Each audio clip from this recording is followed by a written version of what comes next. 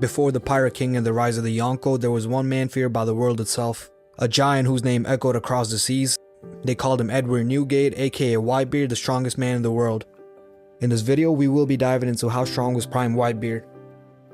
Whitebeard ate the Gura Gura no Mi, which is one of the most overpowered devil fruits in the verse, as it has one of the best destructive capability.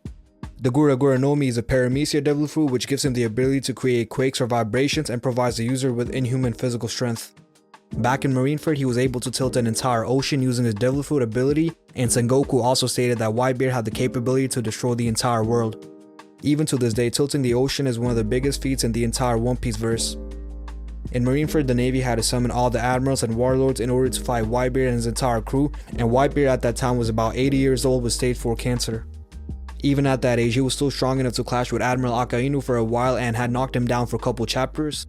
I obviously read the manga and it was made clear that Akainu was stronger since Whitebeard loses half his face and gets a hole punched through him. But at least this fight made it clear that if Whitebeard were to be in his prime years, he would have destroyed any admiral in a one-on-one battle, considering the only ones capable of stopping Prime Whitebeard were Roger, Garp, and Sengoku. To back it up, Goldie Roger stated that if they want to capture him, they need to bring either Garp or Sengoku, and Roger and Whitebeard were considered to be equals. This indicates that Roger, Whitebeard, Sengoku, and Garp were on par with each other. Not to mention that old Garp was around the same level as Kuzan, if not stronger, and Garp was a lot stronger in his prime, same as Whitebeard. This shows that Garp was way stronger than Kuzan in his prime, and Kuzan kept up with Akainu for 10 days straight. The reason why I'm using this is that Garp and Whitebeard were relative to each other, and all 4 of these guys would have slept any admiral in a one-on-one battle. One of the reasons is because of haki. As for haki, Whitebeard is one of the only characters who has mastery over all 3 types of haki, including Ornament, Observation, and Conquerors, with his Conquerors being one of the most overpowered as he was able to clash with Prime Roger, who was a Pirate King. Another one of Whitebeard's feats was defeating Kozuki Oden, who went toe-to-toe against Kaido and almost defeated him. I get that Kaido may have been stronger, but chances are Oden could have taken out Kaido at that time since Oda had to bring up an old hag in order to distract Oden from winning. Well, if Oda considered Kaido to be stronger, he wouldn't have to bring up that old hag in the story. Despite all that, the Oden that fought Whitebeard was slightly weaker than Oden that fought Kaido, and Whitebeard beat him with no effort, which even Kaido couldn't do. We can agree that Kaido's a lot stronger since he has hybrid form right now, but Whitebeard was on par with Roger, who even Kaido considered to be superior and stronger. So basically, Kaido had a list of people who he considered to be equal or stronger, and Whitebeard, Rocks, Roger, and Shanks were on it. The reason why I considered this list to be accurate is because we know that Shanks stopped Kaido from pulling up to Marineford, which likely indicates that Shanks was likely stronger as we know Kaido's personality. Kaido isn't someone to back down from a challenge unless he was outclassed or jumped by the entire crew. Speaking of Shanks, we know that Shanks is the second most powerful conquerors aside from Joy Boy, so it does make sense that Shanks can beat Kaido.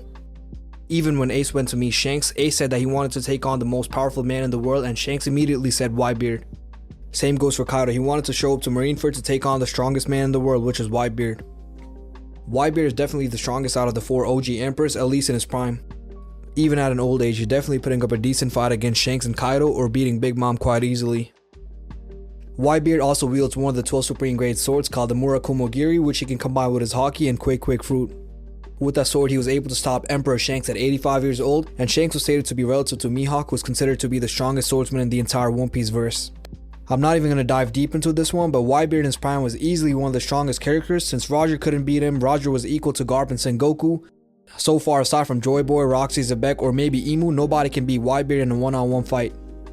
Garp, Sengoku, Roger, and all these guys are equal because Oda has stated it multiple times, not once.